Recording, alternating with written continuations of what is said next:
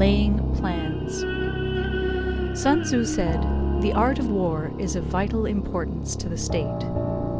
It is a matter of life and death, a road either to safety or to ruin. Hence it is a subject of inquiry which can on no account be neglected. The art of war, then, is governed by 5 constant factors, to be taken into account in one's deliberations when seeking to determine the conditions obtaining in the field. These are 1. The moral law, 2. Heaven, 3. Earth, 4. The commander, 5. Method and discipline.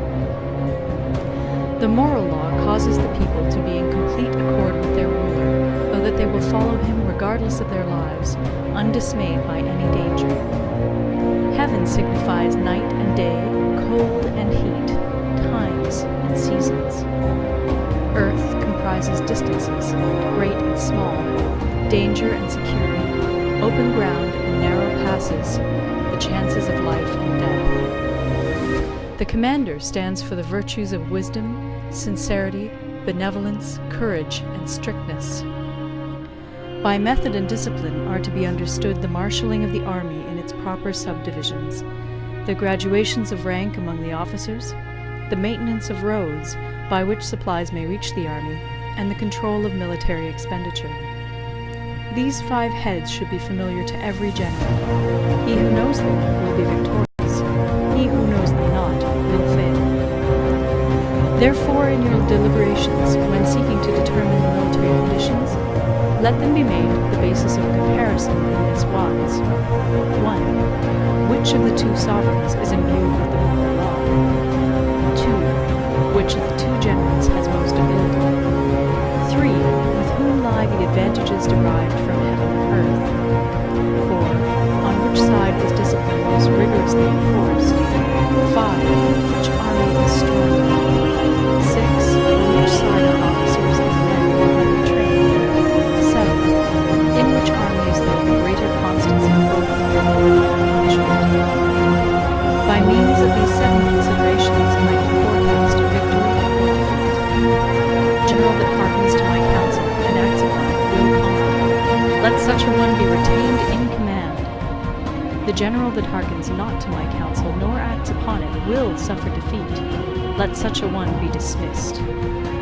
While heeding the profit of my counsel, avail yourself also of any helpful circumstances over and beyond the ordinary rules.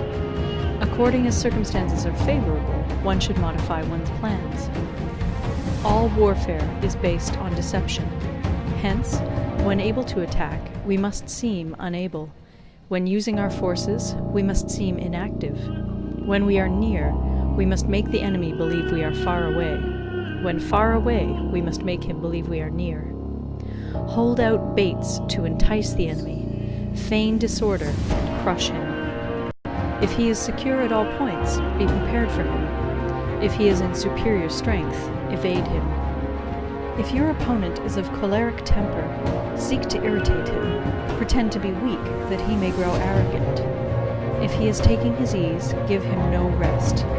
If his forces are united, separate them. Attack him where he is unprepared. Appear where you are not expected. These military devices, leading to victory, must not be divulged beforehand. Now the general who wins a battle makes many calculations in his temple ere the battle is fought. The general who loses a battle makes but few calculations beforehand.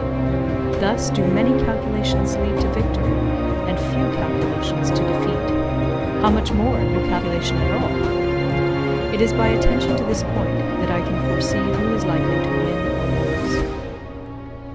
End of Part 1. Part 2. Waging War.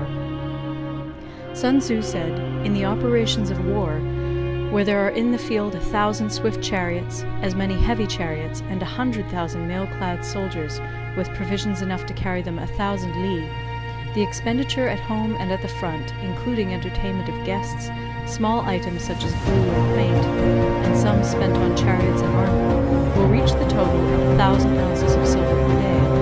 Such is the cost of raising an army of 100,000 men. When you engage in actual fighting, if victory is long incumbent, then men's weapons will grow dull and their ardor will be damped. If you lay siege to a town, you will exhaust your strength. Again, if the campaign is protracted, the resources of the state will not be equal to the strain. Now, when your weapons are dulled, your ardor damped, your strength exhausted, and your treasure spent, other chieftains will spring up to take advantage of your spending. Then no man, however wise, will be able to avert the consequences that must ensue. Thus, though we have heard of stupid haste, cleverness has never been seen associated with war and deeds. There is no instance of a country having benefited from war. It is only one who is thoroughly acquainted with the evils of war that can thoroughly understand the profitable way of carrying it on. The skillful soldier does not raise a second levy. Neither are his supply wagons loaded more than twice. Bring war material with you from home, but forage on the enemy. Thus the army will have food enough for its needs. Poverty of the state exchequer causes an army to be maintained by contributions from a distance. Contributing to maintain an army at a distance causes the people to be impoverished. On the other hand, the proximity of an army causes prices to go up, and high prices cause the people's substance to be drained away. When their substance is drained away, the peasantry will be afflicted by heavy exactions. With this loss of substance and exhaustion of strength, the homes of the people will be stripped bare, and 3/10 of their income will be dissipated, while government expenses for broken chariots, worn-out horses, breastplates and helmets, bows and arrows, spears and shields, protective mantles, draft oxen, and heavy wagons will amount to 4/10 of its total revenue. Hence, a wise general makes a point of foraging on the enemy. 1 cartload of the enemy's provisions is equivalent to 20 of one's own, and likewise a single pickle of his provender is equivalent to 20 from his own store. Now, in order to kill the enemy, our men must be roused to anger, but there may be advantage from defeating the enemy. They must have their rewards. Therefore, in chariot fighting, when 10 or more chariots have been taken, those should be rewarded who took the first. Our own flags should be substituted for those of the enemy, and their chariots mingled and used in conjunction with ours. The captured soldiers should be kindly treated and kept. This is called using the conquered foe to augment one's own strength. In war, then, let your great object be victory, not lengthy campaigns. Thus it may be known that the leader of